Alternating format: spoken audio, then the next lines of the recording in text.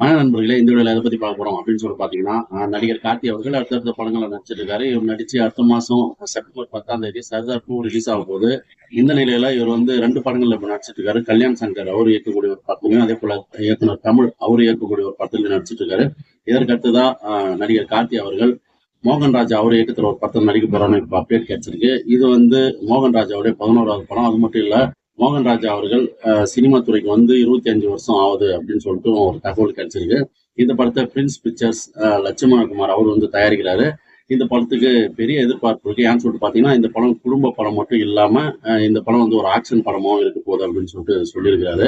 அது மட்டும் இல்லாம மோகன்ராஜ் அவருடைய படங்களே வந்து ரொம்ப கலர்ஃபுல்லா குடும்ப சென்டிமெண்டா இருக்கும். அதுக்கு பல படங்கள் உதாரணம் ஜெயம் அந்த படத்துல இருந்தே சொல்லிட்டு போலாம். அப்புறம் உனக்கு எனக்கும் அந்த படம், நிறைய படங்கள் சொல்லிட்டே போலாம். ஸோ அதனால வந்து சிறப்பா ஒரு செதுக்கக்கூடிய ஒரு குடும்ப படங்களை. ஸோ அதனால அவர் இந்த படத்தை இயக்கிறதால இந்த படத்துக்கு மிகப்பெரிய ஒரு பிளஸ் இருக்கு. அதே போல கார்த்தி அவர்களுக்கு ஒரு பெரிய வெற்றி வந்து தேவைப்படுது. ஸோ இந்த படம் அதுவா இருக்க அதிக வாய்ப்பு இருக்கு. அதே போல சர்தார் 2 அந்த ஒரு படத்துடைய டீசரும் வந்து வெளியாயிருந்தது. நம்ம எஸ் சூர்யாலாம் மிரட்டியிருந்தாரு. கார்த்தி அவர்கள் 3 கெட்டப்ல நடிக்கிறாருன்ற மாதிரி எனக்கு தோணுது அந்த டீசர் பார்க்கும்போது. ஸோ அதனால இந்த படமும் வெற்றி படமா இருக்கும். ஸோ இதற்கு அடுத்து தான் இந்த படமும் வெற்றி படமா இருக்க அதிக வாய்ப்பு இருக்கு.